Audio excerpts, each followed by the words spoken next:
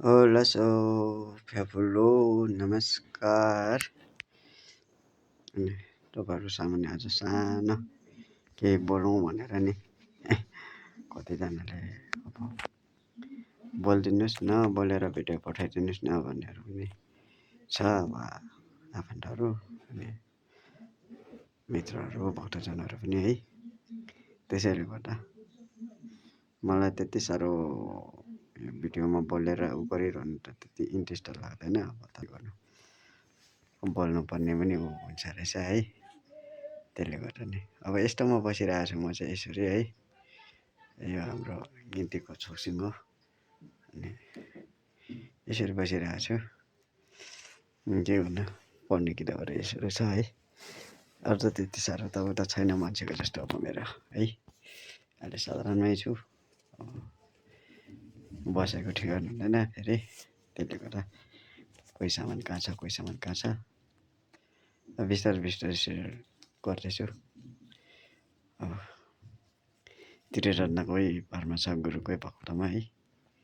त्यसैले आज सानो बोल्नु गइरहेको छु है।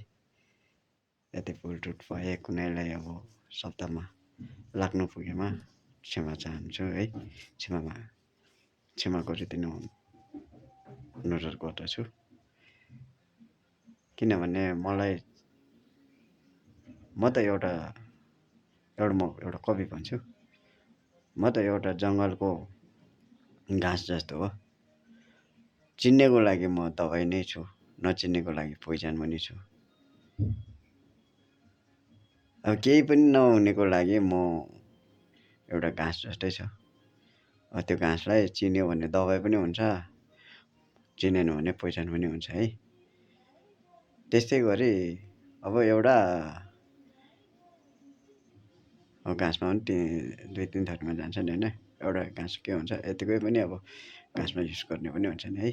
त्यस्तो त्यसले गर्दा मलाई चाहिँ अब चिन्नेको लागि हुन त मैले अब यस्तो कुरा ठुलो गर्नु त सक्दैन थियो। तर पनि अब बोल्नुपर्ने बाध्यता भएकोले गर्दाखेरि चाहिँ बोलिरहेको छु। अनि कसैलाई अघि नै मैले भनिहाल्यो, कसैलाई लाग्यो भने चाहिँ क्षमा गरिदिनु हुन अनुरोध गरिरहेको छु। त्यस्तो होला। त्यसले गर्दा अब हामीले उदाहरण राखौँ, अब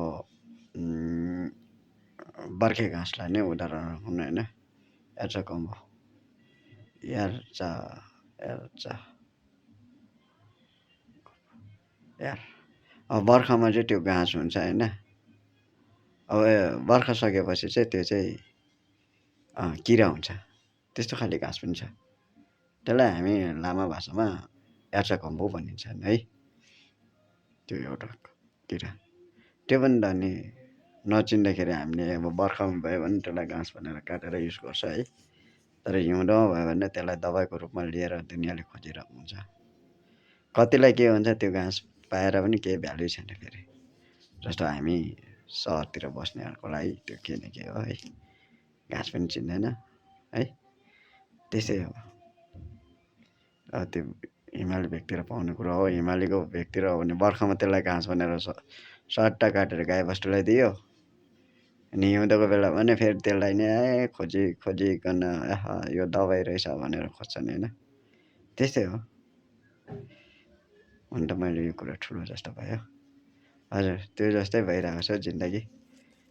के गर्नु, समय र परिस्थितिले गर्दा त्यसै पुऱ्याउँछ रहेछ। अनि कतै मेरो शब्द कसैलाई लाग्यो भने क्षमा गरिदिनु हुन अनुरोध गर्न चाहन्छु। अनि यस्तै छ जिन्दगी है। कहिले कता हुन्छ। जिन्दगी नै यस्तै रहेछ। ल फ्याफुल्लो नमस्कार। फेरि भोलि पनि भेटौँला। केही सानसानो भिडियोहरू बनाएर राखिदिनु न भन्नुहुन्छ है मेरो आफन्तहरू, धर्ममित्रहरूले। लामोको चाहिँ होइन, 2-3 मिनटको भनेर भन्नुभएको छ नि। त्यही आज चाहिँ मैले एउटा मेरो जिज्ञासा एउटा राखेको। मैले भन्दा पनि अब यो महान पण्डित बोधिसत्वले राखेको शब्द हो। त्यो चाहिँ मैले अहिले यता भनिरहेको छु। ल नमस्कार।